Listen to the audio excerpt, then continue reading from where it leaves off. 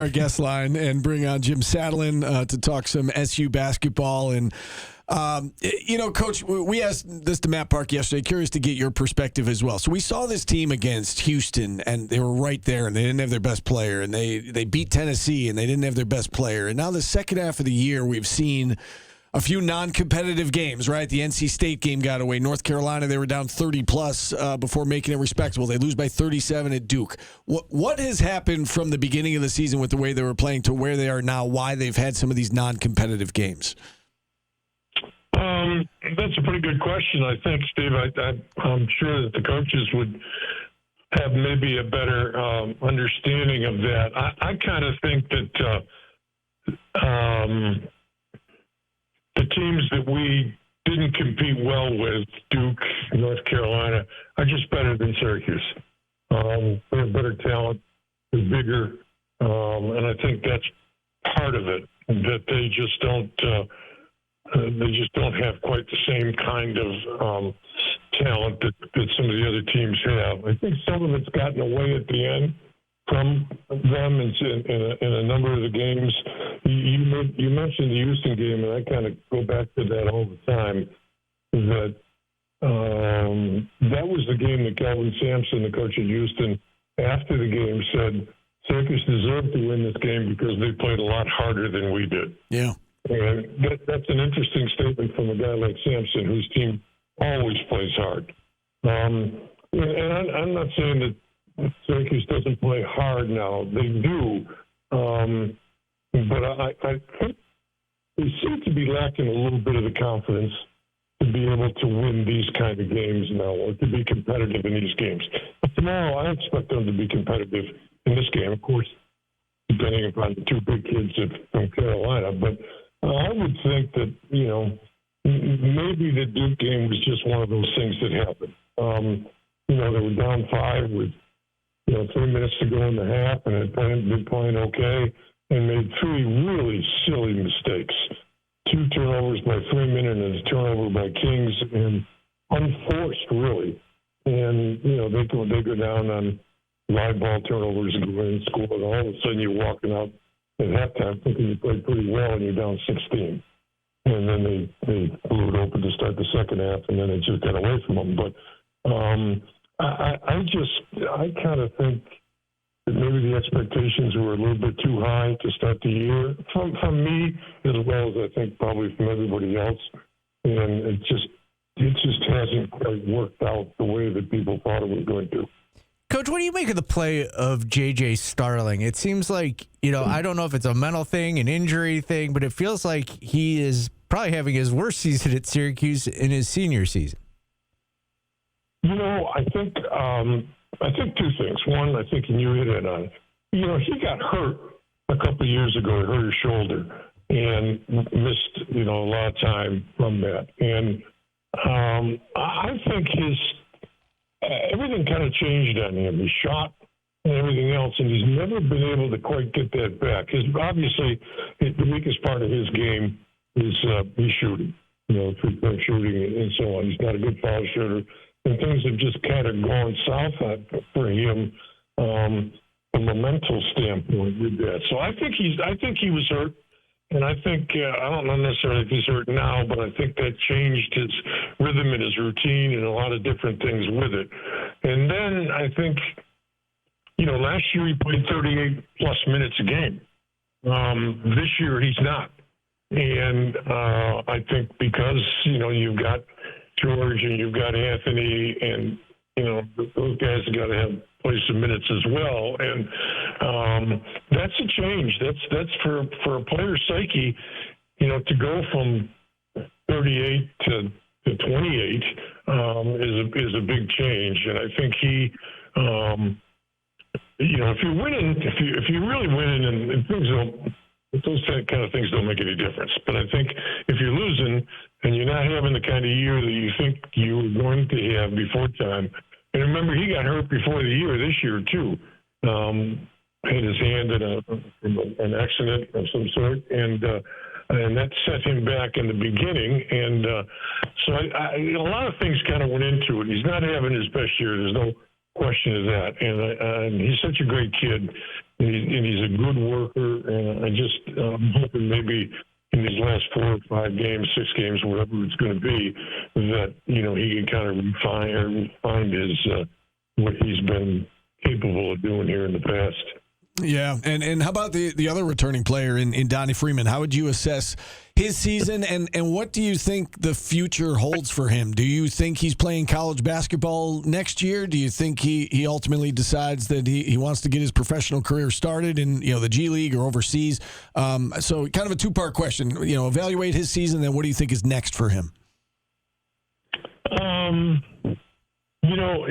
It's funny. He had an opportunity, I felt, Monday night, national TV. You're playing against arguably one of the best players in the country, a guy that you're going to be competing with if you're going to go on and playing professional basketball anyplace. And it didn't work for him. He just didn't have the kind of game that I think he wanted to have.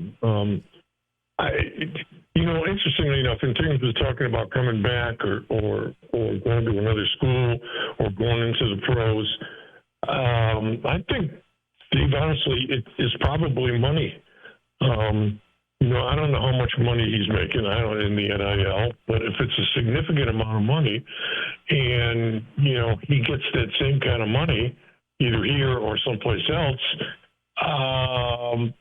He may not go, may not take a chance. I'm sure 2 years ago when he came into Syracuse that he kind of felt as though he was going to be a one-and-doner. And he had a good year last year, got hurt, obviously, missed the last 16 games. But and then this year kind of thought this was going to be his team, he and JJ, and that they had an influx of talent, and it was going to be an easy ride from there into the draft or the pros. But it hasn't particularly worked that way. He's been hurt again. And then when he's come back, he's had some really good outings, and he's had some outings that weren't so good. And so I kind of think it's all about money.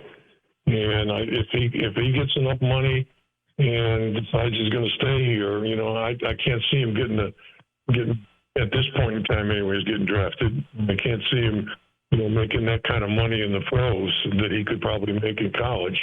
But he also might be done with college and figure it's time to get on with his career and go on to the pros. So it's a great question, but I can't tell you the answer, and I don't really. Yeah. He may know. He may know the answer right now. He really may. But that's going to be interesting to see what he does for sure. All right, let's turn our attention to this game tomorrow. And, as we've alluded to throughout the show, we still don't know if Carolina is going to have their two best players at their disposal. We assume that Caleb Wilson's going to be out. We still don't know about Henry Vasar and his situation. Sounds like it's trending toward him not playing. Let's assume both those guys are out. I mean, obviously that changes what Carolina is. What kind of chances do you give Syracuse to win this game? No, I think they have a great chance to win if those two guys are not going to play. And I'm sure Caleb Wilson's not going to play. I mean, they initially talked about him being back maybe for the tournament or something. So it can't have made that much of a miraculous recovery here. Vassar is another story. If it was flu related, he certainly could be better by now. If it was also they mentioned lower body injury, he's a handful.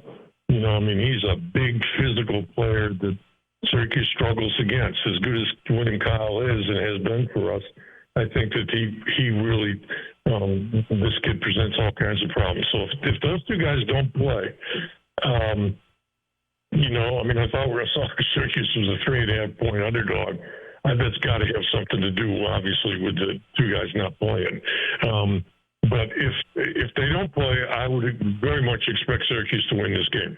If they're ready to go and they've recovered and resilient enough to that they don't worry about what happened Monday against Duke and try to get back into it that way. And I have no doubt that they will play hard and play again. But they got to make some shots.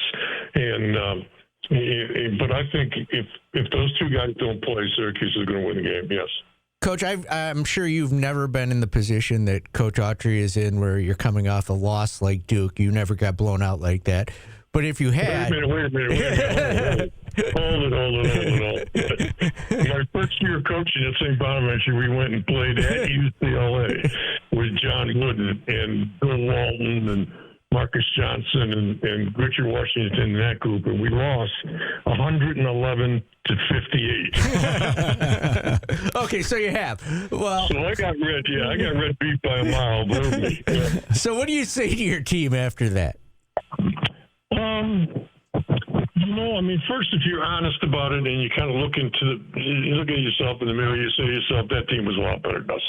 Duke is better than Syracuse. There's no question. Especially at Cameron. And they just have bodies, and they're so much bigger than Syracuse was and stronger. And I think that it was the same in my situation, too, for a long time ago. But I think that that's the first thing you say. Okay.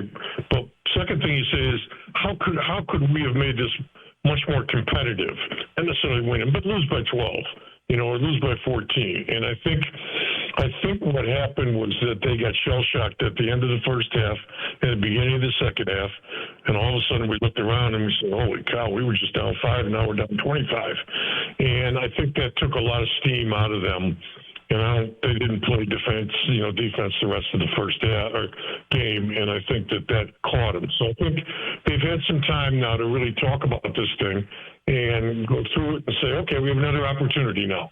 We play a North Carolina team that, is going to, I don't know whether they say, anything about injuries or anything, but just say we've got another opportunity to redeem ourselves and come after it. And I think that's what they're going to probably try and do here is really has worked this week on just trying to improve mentally and realize that was a one-time thing. They were coming off of 2 good wins, and it happened, and, let's move on and see where we go. That's what Red always says. Let's move on. Let's look to the next game. And that part I love about what his mindset is. Last one for you, Coach. At halftime tomorrow, Jim Lee, Rudy Hackett, they're going to have their jerseys retired. When you look back on that 1975 team, the win over North Carolina in the tournament, interestingly enough, and then going to the Final Four, it feels like that team and maybe even that game to some degree helped set the stage and lay the foundation for the next 50 years that followed for this program. Can you speak to, I guess, those two players and that team and the significance of the 75 squad as it pertains to SU basketball? Yeah, sure. They actually beat my St. Bonaventure team in the ECAC game up in Buffalo to qualify toward the NCAA. And it wasn't a nail-biter. They did beat us 15 or 20 or something. But I think that absolutely positively set the pace because just a couple of years before that, Mark Waddick and Mike Lee and those guys all played well. It was Rory's runts, they called them, Rory Danforth's runts. And they got to the NIT and they did some things. And that kind of set the tone for Hackett and Lee starting to come into the Final Four. This was a huge upset for Syracuse to get to the Final Four that year. They didn't have, they were 22-2 or something during the regular season, and they had lost a number of games, and they came in and just clicked. And, to beat some of the teams that they beat, and they had other good players besides Jimmy and Rudy Hackett, but those two guys were the guys. Hackett was a really good player at 6'8", 6'9". He could rebound and he could score, and he was a really high-level player. Jimmy Lee was a high-level shooter. He could make everything, and he played with great confidence, and he was a tough guy. And so, those guys absolutely set the pace for Boeheim taking over after that, and then bringing in Bowie and Orr and Pearl and all those guys that followed them out. So I think that it's time that they were recognized, probably well beyond the time that they should have been recognized, because that was they set the tempo for 45 or 50 years of unbelievable Syracuse national basketball. Yeah, no doubt. Coach, we appreciate the time and insight as always. Thank you. We'll see you inside the Dome tomorrow. All right, sounds good, guys. Have a good one. All right, Jim Satalin joining us here on the show. And again, we've got more.